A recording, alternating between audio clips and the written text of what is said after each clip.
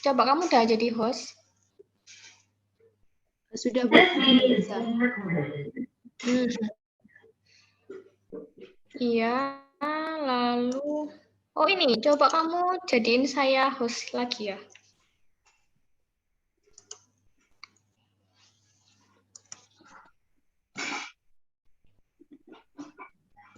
Sudah, Bu. Iya. Ya, terima kasih. Nah, kita mulai.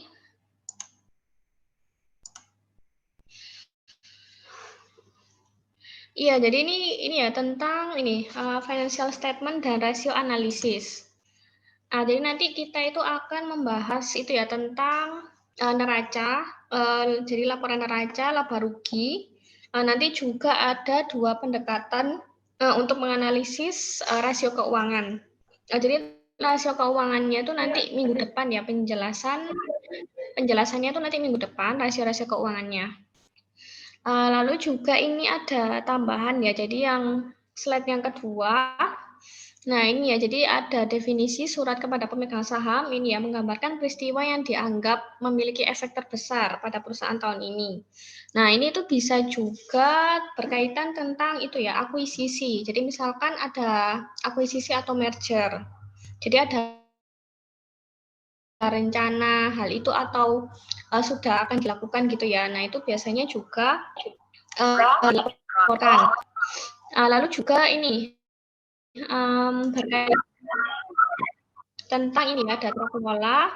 Nah, jadi tata kelola misalkan ada restrukturisasi manajemen. Nah, jadi misalkan ada beberapa pihak itu yang diganti gitu ya jabatannya. Lalu kalau ini strategi, nah itu bisa berkaitan tadi ya, misalkan ingin memperluas bisnisnya, jadi misalkan bisa melakukan merger. Nah, lalu juga sama ya manajemen nanti bisa kaitannya dari restrukturisasi manajemen. Lalu ini ya 4 laporan, di sini ada 4 laporan, lalu juga ada nanti arus kas ya. Jadi nanti arus kas pendapatan beban kan berarti laporan laba rugi, neraca, arus kas itu nanti ada masuk dan keluar ya. Nah, jadi ini tentang ini ya, laba rugi. Nah, jadi di sini kan bisa kita lihat juga kalau di sini kan pendapatannya ya. Nah, pendapatannya lebih besar dibandingkan beban. Jadi yang blok kuning itu kan pendapatan ya. Nah, yang gross profit-nya, nah ini lebih besar dibandingkan ini total bebannya.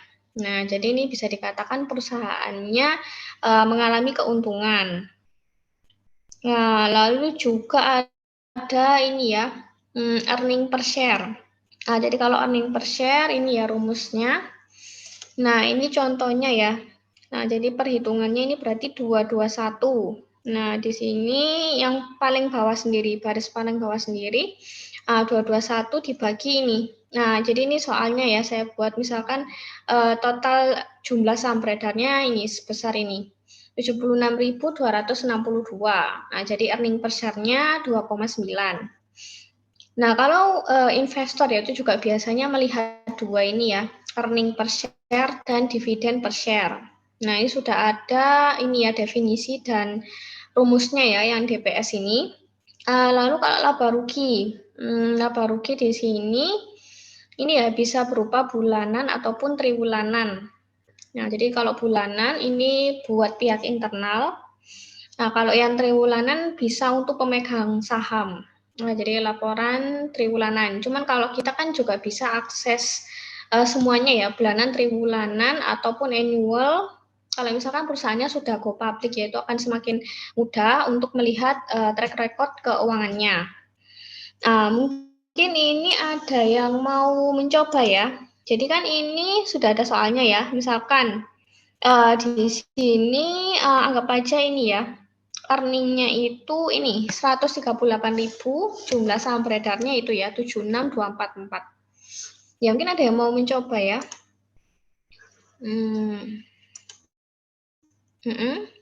Ya bisa itu ya raise hand atau unmute ya. Oh iya ini sudah ada satu. Oh ya coba Dita ya. Nanti Dita menghitung yang ini earning per share ya. Lalu langsung itu ya, dua teman selanjutnya buat ngitung ini, dividen per share. Nah, ini ya, jadi kan tinggal dibagi aja. Ya, dua teman yang lainnya. Ya, ini Asa. Terus satu lagi ya, kita butuh satu lagi. Nah, ya, Adelia. Nah, jadi silakan dihitung ya ini.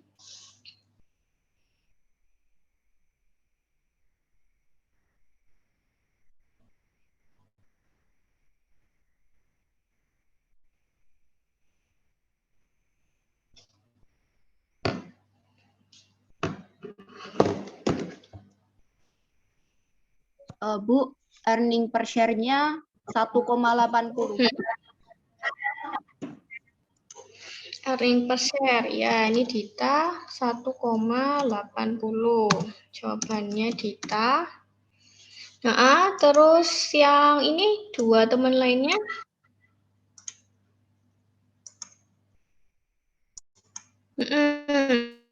Asa dan Adelia. Asa, gimana? Yang dividen 98.000 itu ya, Bu?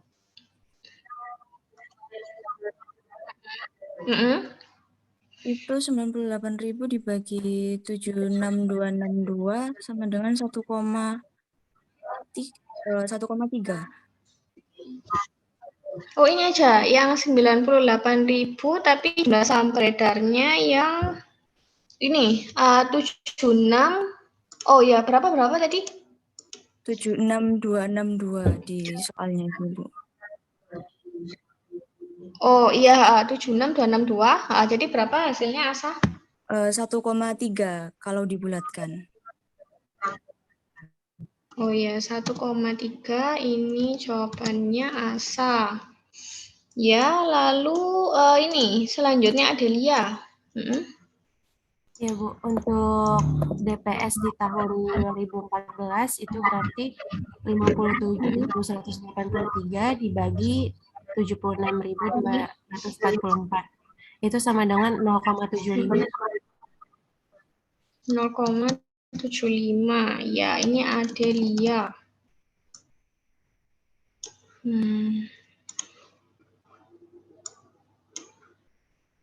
Ya, ini ya. Jadi ini jawabannya ya udah dibulatkan juga 1,3 0,75. Ya, ini ya. Jadi kalau lihat jawabannya di catatan ini diklik. Nah, itu sudah ada jawabannya.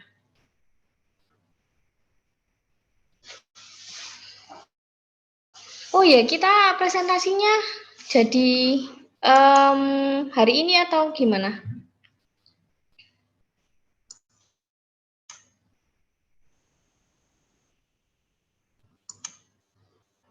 Kita mulai presentasi berarti pertemuan keberapa ya kita? Seharusnya minggu ini, Bu. Minggu ini ya, berarti harusnya hari ini ya? Iya. Ya, ini kita selesaikan dulu ya. Jadi kalau misalkan nanti masih ada sisa, nanti baru presentasi. Nah, ini jadi tentang ini ya. Tentang CC ini juga laba rugi ya. Ini laba rugi. Nah, ini kan berarti kondisinya surplus ya, karena pendapatannya lebih besar dibandingkan bebannya. Oh ya, bentar kita. Kita itu presentasinya hari ini tuh harusnya 2 kelompok apa 1 kelompok ya? 2 kelompok, Bu. 2 kelompok ya. Oh iya. Ya, jadi saya lanjutkan ya. Jadi karena ini kan income-nya lebih besar ya dibandingkan expense-nya, berarti ini surplus. Nah, ini 73.040. Nah, terus ini wis langsung yang soal yang ini, yang kedua. Jadi bebannya itu meningkat ya. Jadi 81.704. Nah, itu jadi dia surplus atau defisit dan besarnya berapa? Mungkin ada yang mau mencoba ya? Yang nomor 2, oh ini sudah ada ya, Pire. Nah, ya silakan dihitung ya.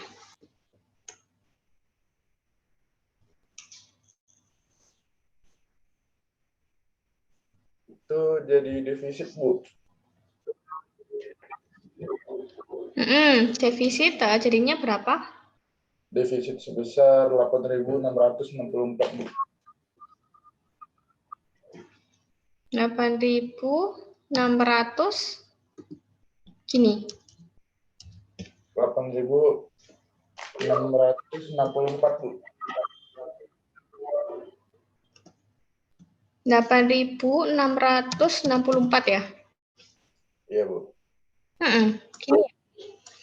Ini tadi piring. 8.664. Ya, jadi kalau yang ini kan udah saya sebutkan, ini dia surplus kalau yang pertama. Nah, ini selanjutnya. Iya, jadi kalau yang ini berarti ini ya, balance sheet atau neraca. Nah, jadi kan ini harta sama dengan utang plus modalnya. Nah, ini ya sudah ada contoh-contohnya yang masuk aset lancar, kewajiban lancar. Lalu ekuitas ini sudah ada ini ya, definisinya. Jadi ibaratnya kan di sini tuh ekuitas pemegang saham, berarti dia kan memiliki klaim terhadap perusahaan itu ya, sebesar saham yang dia miliki. Nah, tentunya kalau yang pemegang saham preferen itu berarti dia memiliki hak suara yang lebih besar ya, yang lebih besar dibandingkan yang pemegang saham biasa. Lalu ini ya, kita mencari ya, jadi kalau yang tahun 2014 ya. Ini, jadi kalau yang penerimaan Barlet di tahun 2015 ya, itu kan sekitar ini ya, 8,12 dolar per saham. Nah, itu dari mana? Jadi ya, nah ini dari 1. Nah, ini 191 ini ya, 191.000. Nah, ini dibagi dengan ini. Oh, ini ditambah dulu ya, 191 ini ditambah yang bawahnya, yang paid in capital. Nah, 428 baru dibagi jumlah saham. Nah, ini mungkin ada yang mau mencoba ya, yang buat tahun 2014. Jadi kan nanti yang ini saya besarkan ya. Jadi nanti itu kan ini ya, common stock tahun 2014 berarti 190 ditambah ini 418 dibagi jumlah saham beredarnya ya, 76244. Ya mungkin ada yang mau mencoba ya, satu anak berarti. Nah, ya coba Karnelita ya. Nanti Izin Bu, nggak kelihatan tadi. Oh iya. Oh iya, ini saya besarkan ya.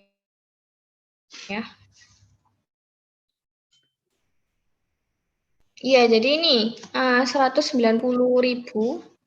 Terus ini kan ya, common stock berarti 190.000 ditambah ini 418.000. Itu paid capitalnya ya. Paid in capital ini excess-nya. Terus dibagi dengan 76262. Ya, ini agak error ya soalnya.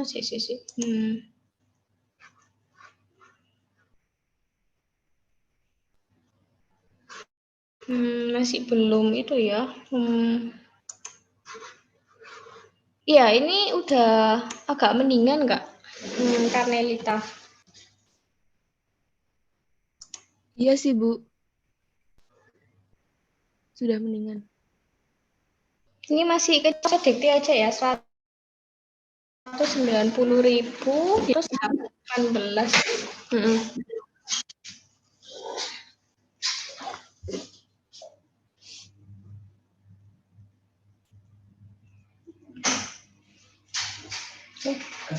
Iya. Jadinya 190.000 ditambah sama 4288 dibagi ini ya Bu, yang 76244 itu. Ini 190.000 ditambah ini 418.000, terus nanti baru dibagi yang ini 76244.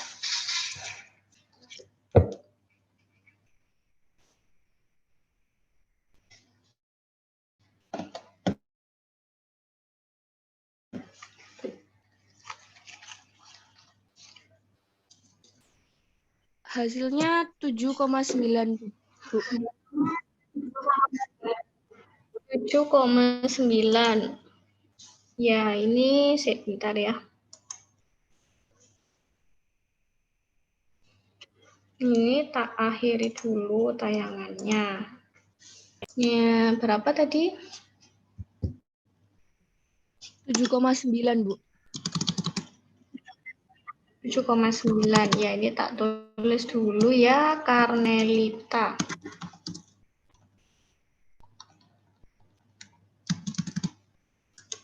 Ini tadi 7,9 dolar ya. Itu per saham. Ya, betul. Ini ya, Karnelita. Ya, terima kasih jawabannya. Selanjutnya. Nah, ini ya. Jadi kan ini kan harta sama dengan utang plus modal. Nah, tentunya kan diharapkan ini tuh imbang ya. Jadi hartanya senilai dengan utang plus modal. Nah, ini kan yang baris yang paling akhir ya, itu kan nilainya sama ya, 147, 175, itu setara dengan ini. Utang plus modal 147, 175. Nah, ini supaya imbang itu ada penambahan ini, yang blok hijau ya, jadi 41, 420. Jadi itu supaya imbang nilainya. Nah, ini lalu ada soal ya. Jadi ada soal kalau misalkan di tahun selanjutnya yang 2016, nah ini ternyata total liabilitasnya ya, itu menurun. Jadi 10755. Nah, tapi asetnya tetap tahun 2016 dianggap tetap ya. Jadi 147 175. Nah, berarti berapa ini net worth-nya? Ya mungkin ada yang mau mencoba ya.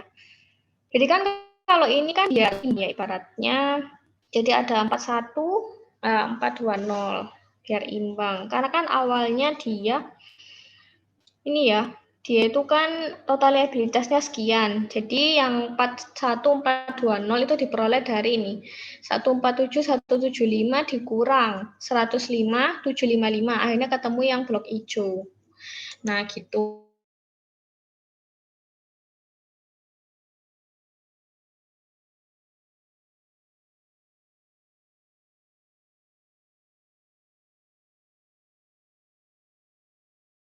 Tuh. Ya ini cuman ini sekarang turun jadi 10755. Masih bentar ya, ini agak ya coba Erin ya. Nanti Erin silakan dihitung ya. Iya Bu, jadi 147.175 dikurangi 100.755. Jadi networknya 46.420. 6.000 46.420. 46.000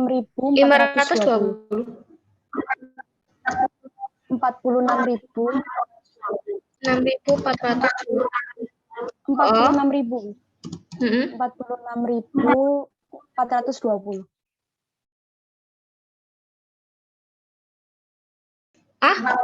Gimana diulang? 46.420. 420. Oke. Ya ini ya. Tadi Erin ya.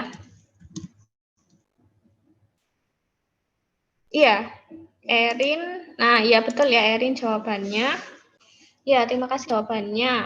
Terus ke slide ini. Nah, jadi ini ya tentang laba ditahan. Jadi statement of return earning ya, return earning. Jadi nanti sebelum ke cash flow itu ada ini ya, laporan laba ditahan. Nah, ini sudah ada definisinya.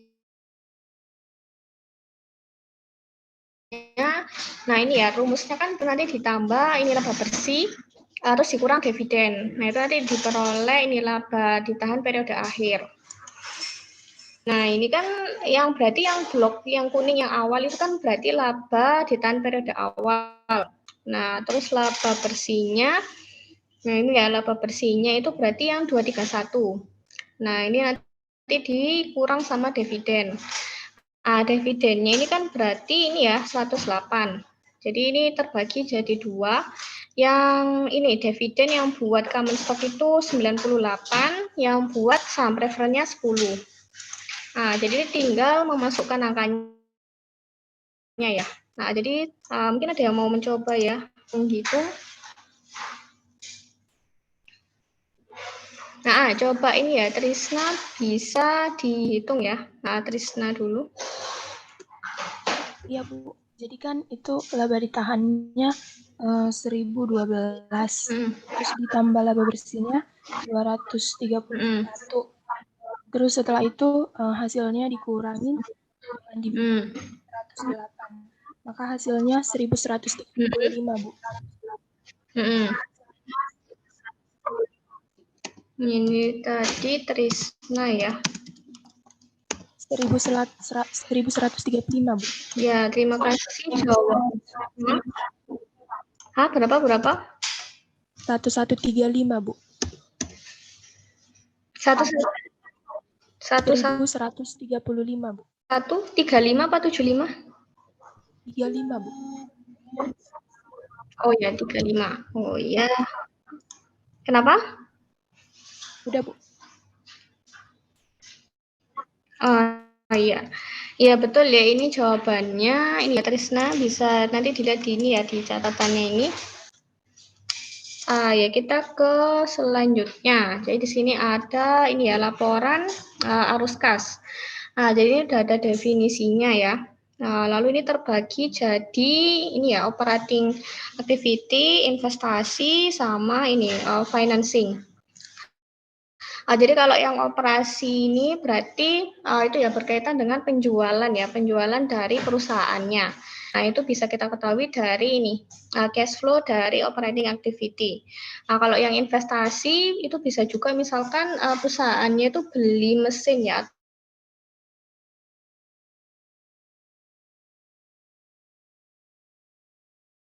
atau gedung. Nah, itu masuk di yang berarti pembiayaan. Nah, ini sudah ada ini ya akun-akunnya itu apa aja. Kalau biasanya kalau perusahaan yang baru tumbuh ya, yang baru tumbuh itu biasanya dia yang di sini tuh termasuk yang pembiayanya. Lalu di sini ada dua pendekatan kan ya yang berkaitan. Jadi yang di PPT sebelumnya, kalau yang cash flow ya, itu kan ada pendekatan ya, pendekatan dengan arus kas. Lalu ada juga yang satunya lagi ya, yang pendapatan yang belum diakui. Nah, tapi itu kan pendapatan diterima di muka tapi udah diakui. Nah, itu pendekatannya namanya apa? Kalau yang diterima di misalkan di sini pendapatannya ya belum diterima tapi sudah diakui. Nah, itu pendekatannya namanya apa? Ada yang masih ingat?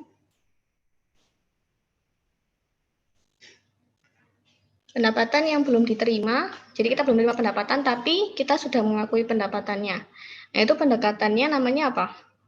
Yang di PPT sebelumnya itu kan ada kan ya? Ini ada yang double ya, coba Dian. Dian apa jawabannya? Accrual basis. Ini tadi Dian ya. Dian tadi yang jawab yang akrual.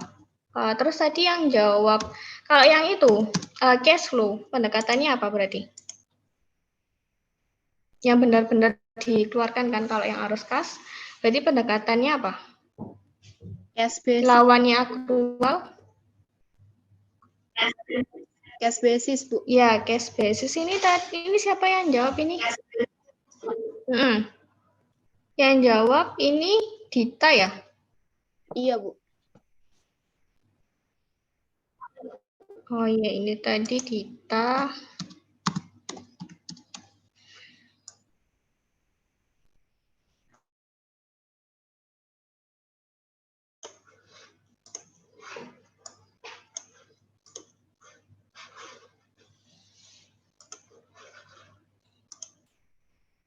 Nah, ini ya selanjutnya.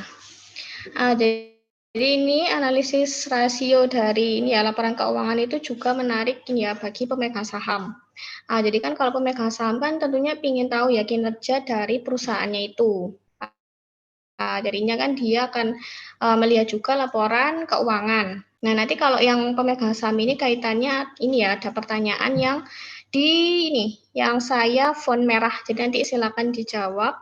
Lalu juga kalau kreditor ya tentunya dia akan fokusnya melihat ke likuiditasnya. Nah, tentunya bagian yang ini ya kayak beban beban bunga misalkan. Lalu juga melihat profitnya dari perusahaan. Jadi di sini tentunya laporan keuangan itu akan menarik bagi ini ya pemegang saham, kreditor. Lalu kalau yang ini kan bagi investor atau pemegang saham kan ada 2 rasio yang difokuskan ya bagi pemegang saham. Jadi itu apa aja rasionya? Yang sempat kita hitung di depan tadi ya. Kalau yang berkaitan erat dengan pemegang saham. Yang di slide-slide awal, ayo coba Ida ya. Nah, apa aja rasionya? Per share sama dividen per share, Bu. Ida. Gimana? Per share dan dividen per share. Ya, betul ya, EPS sama DPS. Nah, lalu juga ini ya, pemegang saham kan selain melihat return-nya ya. Nah, return-nya itu kan dia dapat bisa dilihat dari ini ya, dividen per share-nya. Nah, itu juga bisa melihat resiko ya. Resiko di perusahaannya itu. Misalkan lihatnya di NPL-nya misalkan. Nah, itu bisa juga dilihat di sana. Ya, ini tadi Ida. Nah, ini selanjutnya yang ini ya. Jadi, kalau yang minggu depan itu nanti baru dibahas tentang rasio keuangannya ya, apa aja. Jadi, misalkan rasio profitabilitas itu apa aja. Misalkan ada rasio utang, quick ratio, dan lain sebagainya, itu nanti minggu depan. Nah, itu ada ini ya, 2 pendekatan untuk kita itu membaca laporan keuangan. Nah, jadi kalau yang ini ya, time series itu berarti ini tuh fokusnya melihat perusahaan secara internal ya. Jadi di sini misalkan perusahaan Indofood misalkan, nah itu kinerjanya dari tahun 2010 sampai 2020. Nah, itu lihat trennya. Nah, trennya itu akan semakin baik atau tidak. Nah, itu kalau yang time series. Jadi misalkan ingin melihat ini ya, earning per share-nya perusahaan Indofood tahun 2010 sampai 2015. Nah, tentunya kalau ini kita supaya bisa mengetahui lebih banyak info. Nah, ini kalau yang time series. Nah, kalau misalkan yang combine ini ya, combine analisis, berarti di sini biasanya kita mengcompare perusahaan satu dengan yang lainnya. Nah, jadi bisa dilakukan untuk tujuan analisis pesaing ya. Nah, jadi misalkan di sini sektornya perbankan. Nah, berarti di sini mengcompare EPS-nya BRI sama BCA. Nah, lalu di tahun 2010 sampai 2020. Nah, jadi kan di sini cross section-nya itu ada 2 bank tadi ya, contohnya BRI sama apa tadi ya? Itu ya 2 bank pokoknya, terus tahunnya 2010 sampai 2020. Nah, jadi di sini yang paling banyak kita mendapatkan informasi itu kalau misalkan menggunakan yang combine ini ya. Jadi kan kita bisa tahu perusahaan kita di-compare dengan perusahaan yang lainnya, atau misalkan perusahaan kita di-compare dengan rata-rata industri. Kalau yang time series ini bisa itu ya ke internal fokusnya. Mungkin ada yang mau ngasih contoh ya yang combine analisis.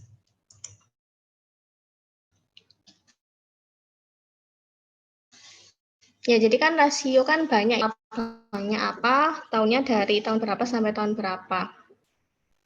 Contohnya bebas ya. Ya, mungkin ada yang mau menjawab ya.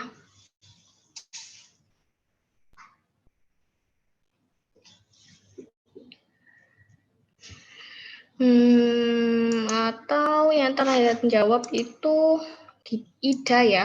Nah, coba Ida bisa milih satu temennya ya. Oh, 2 temennya aja wis. 2 temennya buat ngasih contoh yang combine analisis. Nah, Ida milih siapa?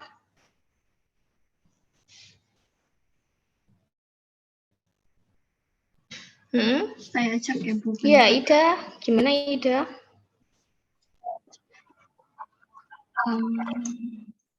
Yang paling diam mungkin ya. Oh iya. Rani Bedila sama Said Muhammad Gatan. Rani Badilah sama Said Oh iya, Muhammad, Bu. Said sama siapa? Rani Badilah. Ya, silakan yang dipilih oleh Ida ya. Silakan yang dipilih oleh Ida untuk menjawab ya. Said dulu. Yang Ibu saya siapa? mau nanya. Rani ya? Ya, Rani gimana? Ini kasih contohnya ya, Bu. Contohnya yang combine. Yang combine atau boleh yang lain? Ya, misalkan contohnya gimana misalkan? Enggak, saya mau nanya boleh yang lainnya kalau misalkan yang time series wes.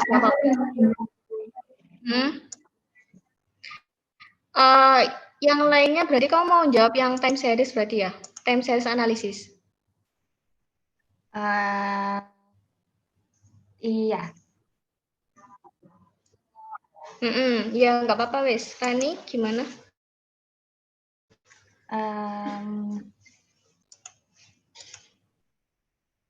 Sebentar Bu, saya pikir dulu Bu.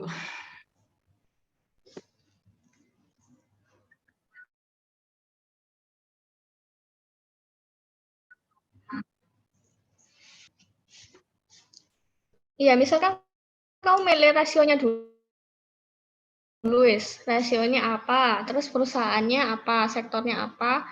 Terus dari tahun berapa sampai berapa? Nah, gimana nih?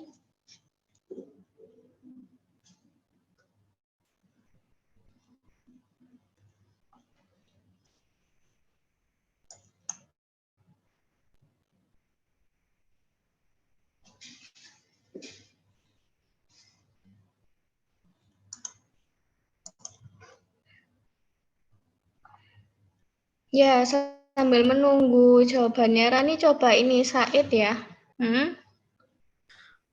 Yang mana Bu? Aku yang mesti Iya. aku jawab. Yang ini, yang coba yang combine analisis. Jadi rasionya apa, terus sampelnya apa. Jadi sektornya di sektor apa, sampelnya di sektor apa, terus baru tahun berapa sampai berapa. Bentar ya Bu.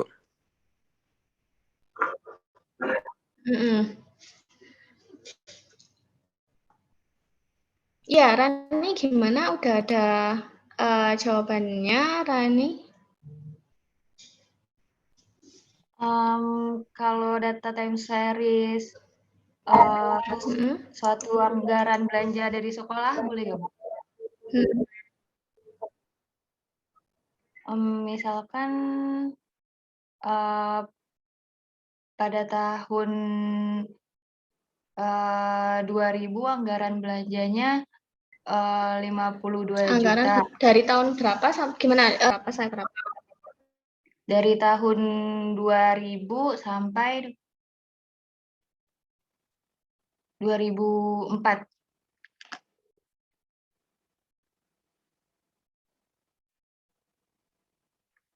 Terus misalkan anggaran belanjanya pada tahun 2000 itu 52.000.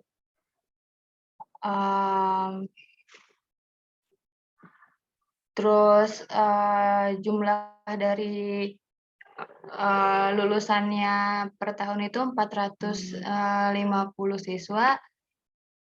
Terus jumlah prestasi. Jadi berapa aja kisaran anggaran? Kisaran anggarannya agak putus-putus. Ya Bu, mohon maaf soalnya jaringan saya kurang stabil. Kisaran anggarannya sekitar coba kamu kan keuangan bank ya?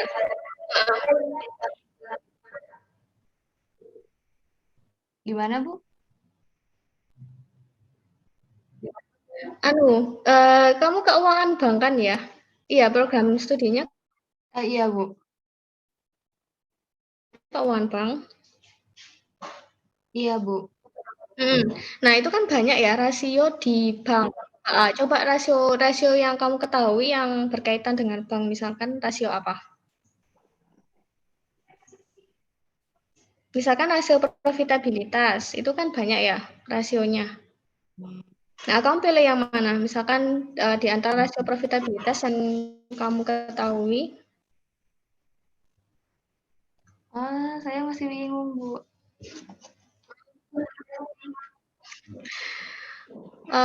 Ya udah, misalkan ya udah wes yang anggaran tadi. Jadi anggarannya tadi dari tahun, misalkan anggap aja berapa ya? 2 tahun wes. Berarti anggaran yang pertama kamu berapa jumlahnya? Anggaran yang pertama misalnya 52 juta.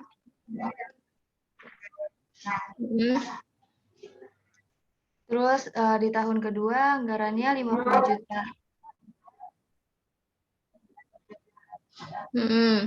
Ya, berarti kalau sekilas misalkan tentang anggaran pengeluaran gitu ya, itu semakin menurun, berarti kan bisa juga dikatakan itu dia lebih itu ya, melakukan pengetatan anggaran. Iya, jadi itu ya tadi kamu satu contohnya kan sekolah tadi ya. Jadi anggaran sekolah, terus tahun sekian sampai sekian. Nah, ini tadi Rani.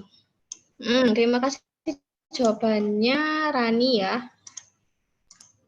Ya, nanti minggu depan kita pelajari ya bersama rasio-rasionya ya. Jadi ada ROA, ROE, lalu juga EPS juga ada ya nanti net profit margin. Cuman kalau yang minggu depan itu rasionya difokuskan ke perusahaan ya. Jadi nanti pembaginya tuh beda. Jadi kalau yang bank itu kan agak beda ya sama yang perusahaan. Kalau perusahaan kan berarti pendapatannya dari penjualannya.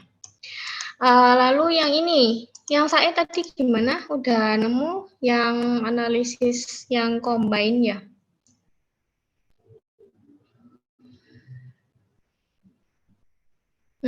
Gimana Said Muhammad Ghatan?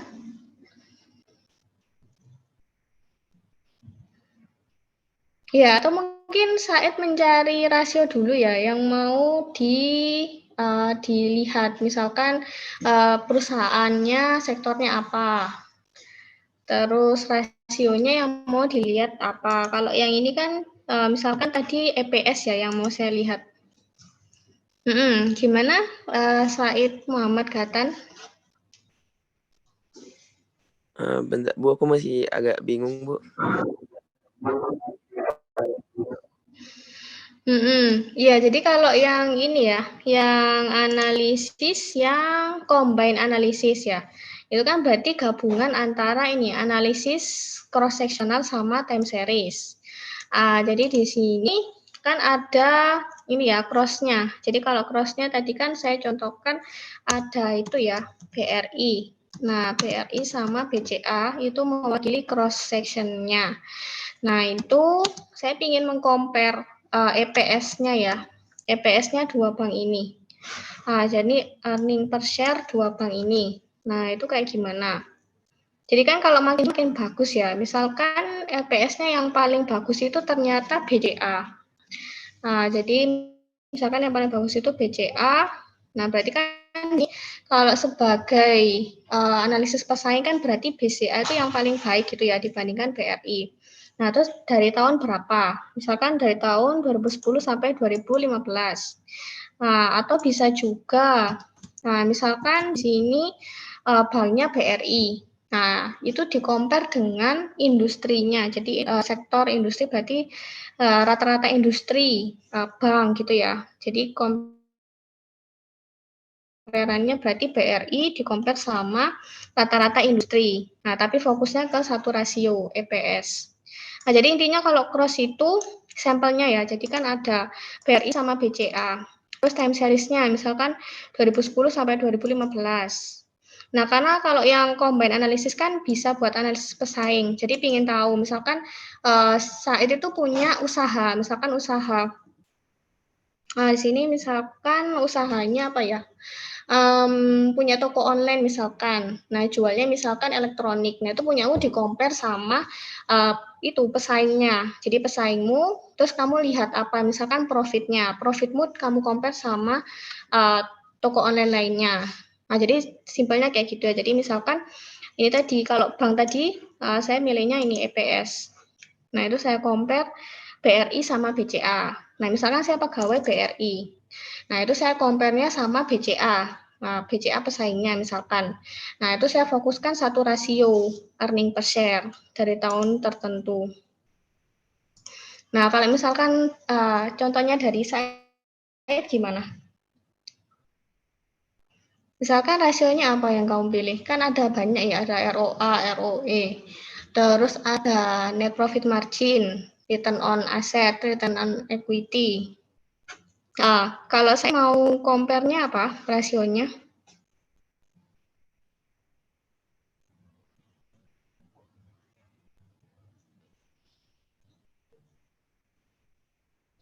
Gimana? Said Muhammad Gatan.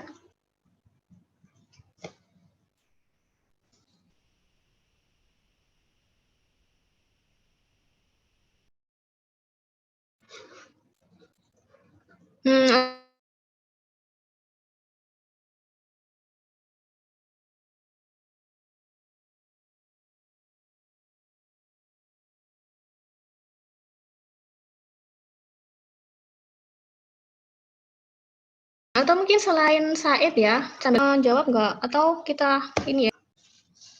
Ya, mungkin yang ini Ida. Nah. Gimana Ida? Itu Bu. Misalnya ada itu 2 provider dari Jerman dan dari Indonesia.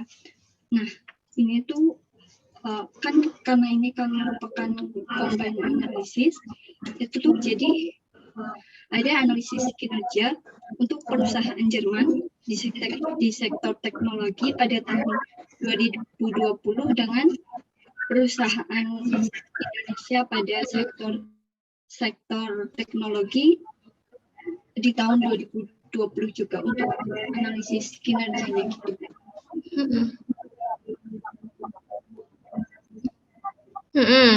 Ya, kinerjanya berarti kamu fokusnya ke rasio apa yang kamu pilih? Penghasilan. Misal penghasilan, jadi misalkan penjualan gitu ya. Nah, penjualannya. Tadi ini ya bisa ya, contohnya Ida. Ya, terima kasih jawabannya. Terus gimana Muhammad Said? Apa sudah ada jawabannya? Said ya, Said Muhammad Gatan ya.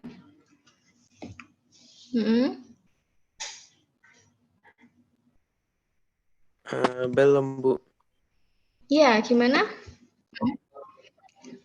Itu wis, contoh sederhana wis, atau bebas. Maksudnya misalkan tadi kamu punya usaha apa, kamu compare sama pesaingmu. Terus dari tahun berapa sampai berapa. Nah, jadi misalkan kamu punya usaha ya. Nah, itu kamu mau compare sama pesaingmu itu apa yang mau kamu compare? Apakah pendapatan atau penjualan atau gimana? Atau omset? Oh, mungkin kalau kayak di compare sama pendapatannya gitu bisa ya, Bu? Ya, coba gimana? Misalkan kamu punya usaha apa? Hah?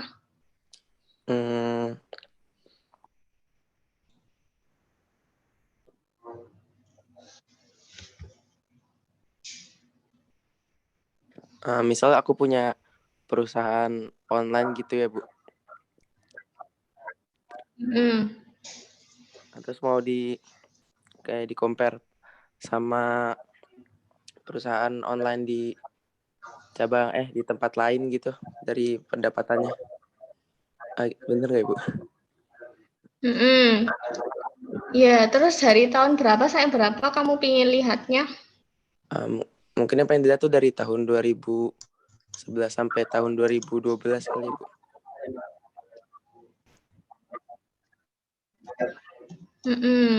Iya, nggak apa-apa ya nyoba jawab ya. Betul kok tadi contohnya ini ya, Said, Ida, sama Rani ya. Terima kasih jawabannya. Nah, ini kita ke selanjutnya ya.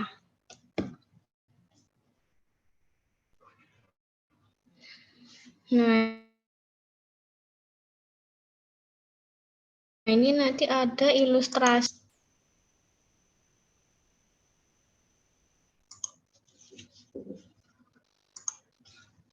Ya, jadi kan ini ya, ilustrasinya ada banyak rasio ini ya. Nah, ini nanti minggu depan kita pelajari ya yang lebih detail. Ada current, quick ratio, inventory. Nah, kalau yang ini, yang gambar 3.1 itu ini indikatornya ya, itu average collection period ya. Jadi di sini pengumpulan piutang. Nah, pengumpulan piutang. Nah, ini di compare-nya ya, cross section ya, combine cross sectional sama time series. Berarti di sini perusahaannya itu Bartlett ya. Perusahaannya Bartlett. Nah, ini di compare sama industrinya. Jadi industrinya. Nah, di sini kita lihat ya. Nah, ini kalau Bartlett itu, nah di sini ngumpulin piutangnya itu lama ya. Nah, ini trennya kan meningkat. Nah, ini sampai di tahun 2015 dia ini butuh 60 hari ya buat nagih piutang. Berarti ngumpulin piutangnya lebih lama. Nah, butuh 60 hari. Nah, sedangkan rata-rata industrinya itu di bawahnya kan. Nah, ini cuma butuh 50 hari aja ngumpulin piutang.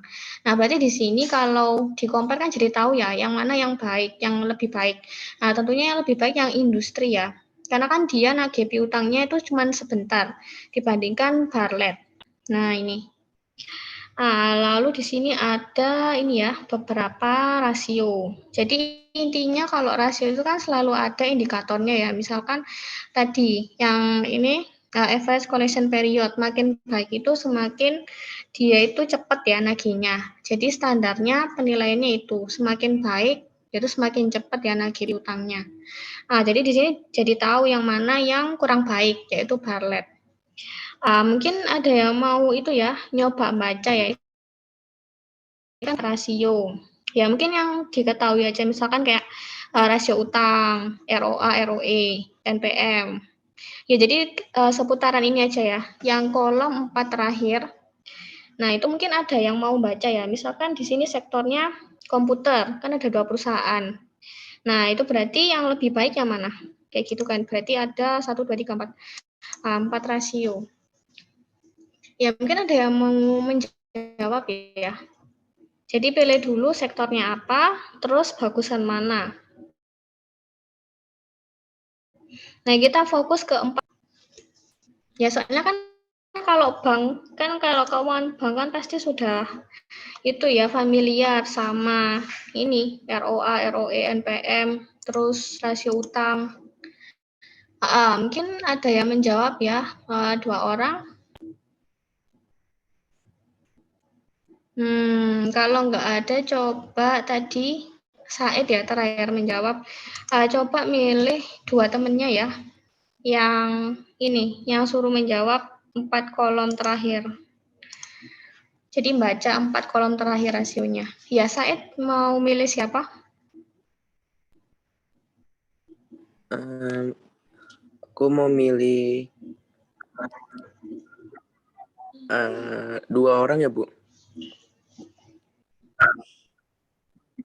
2 orang langsung.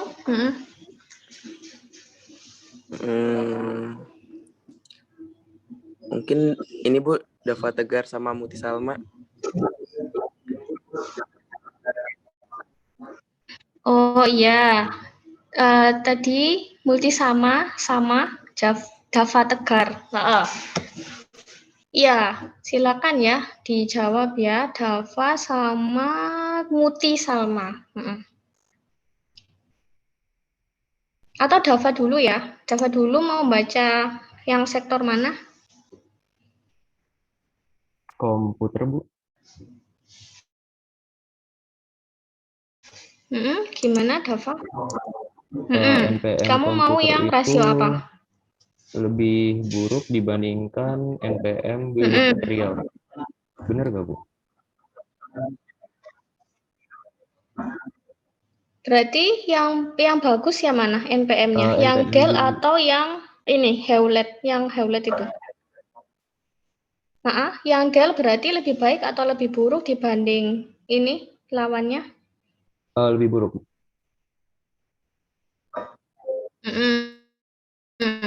Iya, jadi kan ini udah kelihatan ya angkanya. Iya, betul ya. Jawabannya Dava. Ya, terima kasih jawabannya Dava. Selanjutnya tadi itu ya, Muti Salma Salma ya. Muti Salma mau rasio apa?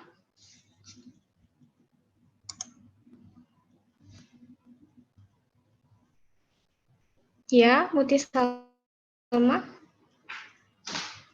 Ya, terima kasih jawabannya ya, Dava. Ya, Muti Salma.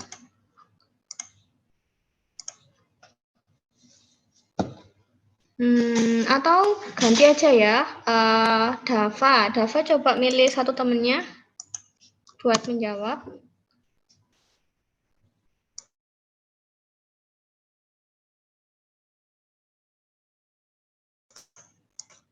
Gimana Dava?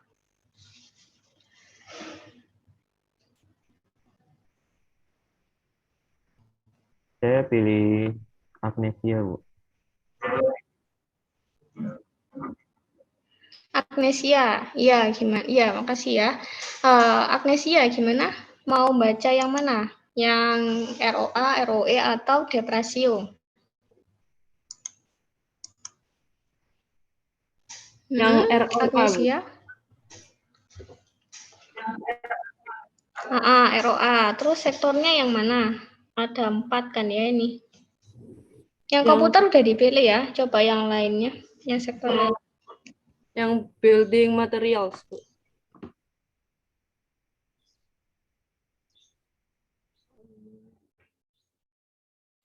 ROA-nya yang Home Depot lebih baik daripada Lois, Bu. Bagusan mana di antara dua ini? Lowe. Home Depot. Berarti yang tadi jawabanmu yang home ya? Iya.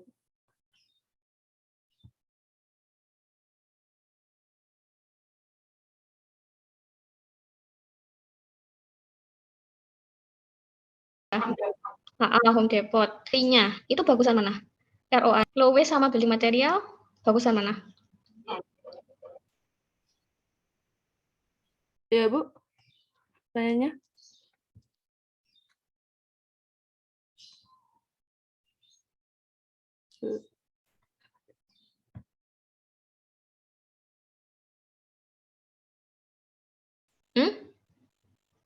Building material. Jadi Lowe di OA-nya. Gimana? Ini tadi kan ya, yang building material. Iya. Yang building material Lowe-nya lebih. Materialnya 6,5. Lowe-nya 5. Oh ya, bagusan yang Home Depot, Bu.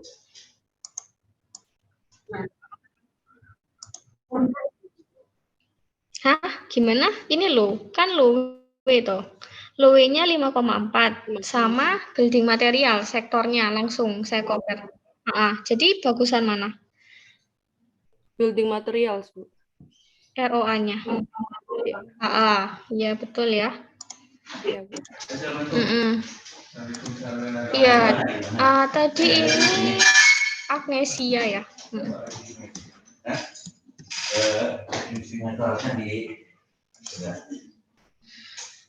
Nah, gitu. Terus ini kan. Jadi intinya ini ya. Jadi alangkah lebih baiknya kalau mengcompare ya. Nah, mengcompare itu bukan rasio tunggal. Jadi lebih baik itu combine analysis.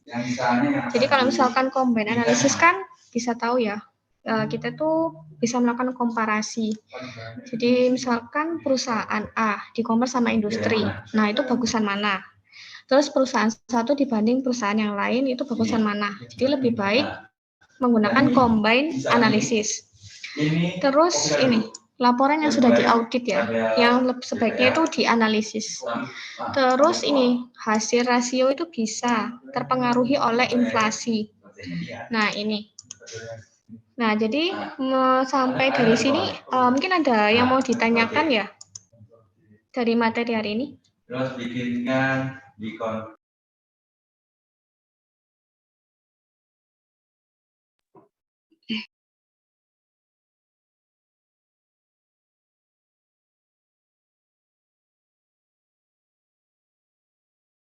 Bu, mau tanya.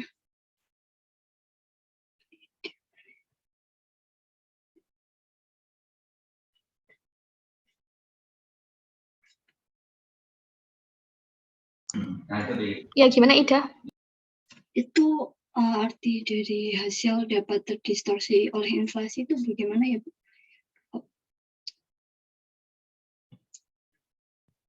ini mungkin agak dijelaskan. Iya, jadi kalau yang ini, kalau yang jadi kan di sini tuh kan, iya, jadi kan di sini misalkan ya ada keuntungannya ya, keuntungan dari suatu perusahaan. Nah itu kalau misalkan di sini perekonomiannya baik gitu ya, perekonomiannya baik. Nah itu otomatis di sini kan profitnya perusahaan itu kan bisa dialokasikan ke berbagai hal gitu ya. Nah tapi kalau misalkan kondisi perekonomiannya memburuk, nah, itu mempengaruhi keuangan perusahaannya, jadi mempengaruhi profitabilitas perusahaannya. Nah, jadi di sini juga itu ya, kinerja dari suatu perusahaan itu dipengaruhi oleh faktor lain. Jadi kayak kondisi makro ya, jadi inflasi dan lain sebagainya itu berefek ke pencapaian perusahaan itu, ke kinerja perusahaannya itu. Gitu. Cuman kalau kita sebagai analisis ya itu kan ini lebih aman menggunakan yang laporan yang sudah diaudit. Nah, terus nanti mungkin kalau analisisnya lebih dalam itu selain menggunakan laporan yang sudah diaudit itu bisa melihat juga pengaruhnya eksternal ya. Jadi misalkan kondisi perekonomian yang buruk, profitabilitas yang misalkan udah baik profitnya. Tapi kalau misalkan ada inflasi, kondisi pandemi, nah itu perusahaannya itu kayak gimana? Jadi kurang lebih kayak gitu ya. Jadi ada faktor eksternal yang mempengaruhi kinerja dari perusahaan itu. Lebih gitu ya jawabannya, Ida. Terus dia pastinya sepakat. Ya Bu, terima kasih. Gitu jawabannya Ida, kurang lebih. Ya, makasih. Ini ada pertanyaan tadi ya. Ya, mungkin selain Ida ada lagi?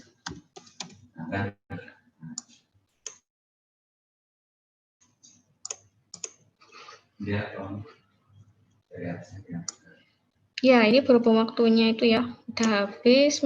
Presentasinya minggu depan aja ya. Jadi nanti mungkin beberapa pertemuan ada yang 2 kali gitu ya presentasinya. Kalau nggak ada pertanyaan, ini saya share di GC ya PPT-nya. Taruh di mana? Dalam PDF. Oh ya, Dita udah screenshot belum buat absen? Tabel ini ada tabel 1 atau 2.